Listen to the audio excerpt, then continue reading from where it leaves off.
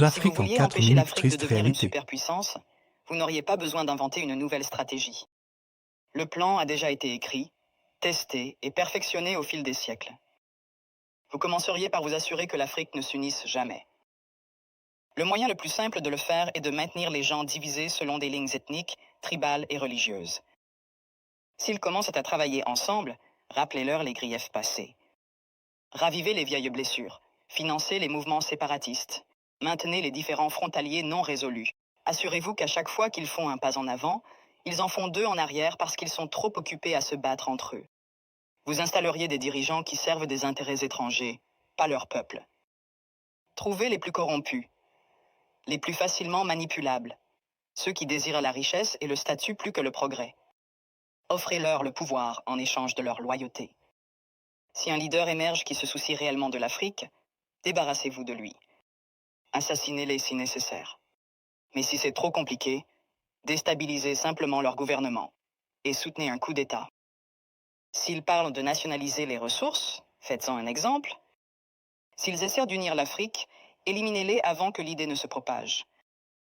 Vous maintenez l'Afrique économiquement faible en vous assurant qu'elle ne s'industrialise jamais. Laissez-les exporter des matières premières, mais ne les laissez jamais les transformer eux-mêmes. Contrôlez les mines, les champs pétrolifères, les minéraux rares. Gardez-les à vendre à bas prix et à acheter cher.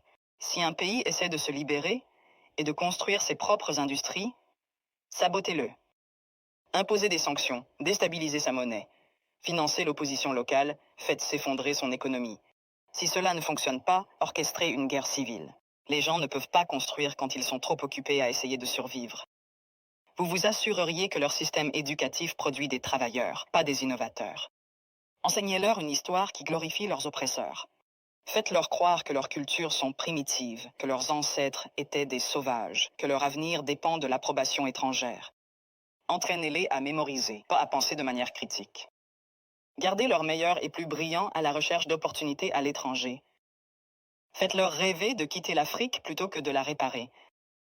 Offrez des bourses qui emmènent leurs esprits les plus brillants vers l'Occident et ne les encouragez jamais à revenir. Laissez le continent continuer à former des médecins et des ingénieurs seulement pour qu'ils aillent enrichir d'autres nations. Vous contrôleriez leurs récits. Possédez leurs médias, contrôlez leurs histoires, dictez leur image au monde.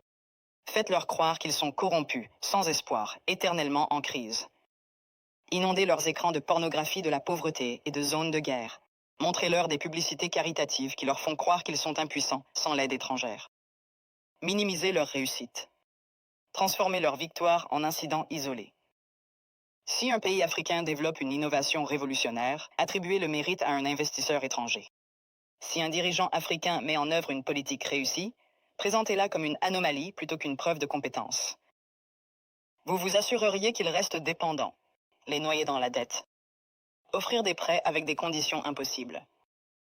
Les forcer à tout privatiser pour que des entreprises étrangères possèdent leur eau, leur électricité, leurs terres.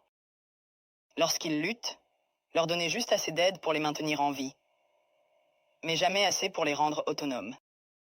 Utiliser des œuvres de charité pour créer une culture de dépendance plutôt que de résilience. Les faire penser que l'intervention étrangère est nécessaire, qu'ils ne peuvent pas résoudre leurs propres problèmes, qu'ils ont toujours besoin d'aide de l'extérieur. Vous supprimeriez leurs forces militaires. Maintenir leurs armées faibles, leurs industries de défense inexistantes. Leur vendre des armes pour qu'ils se battent entre eux, mais ne jamais les laisser développer une technologie militaire de pointe.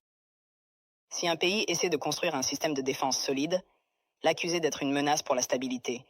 S'assurer qu'ils aient toujours besoin de casques bleus étrangers, de bases militaires étrangères, de conseillers étrangers contrôlant leur sécurité. Les garder vulnérables à l'invasion, aux coups d'État et à l'ingérence étrangère. La formule est simple. Diviser, corrompre, exploiter, désinformer, contrôler. Les maintenir en train de se battre entre eux. Les faire regarder à l'extérieur pour des solutions. Les garder pauvres, dépendants, en insécurité.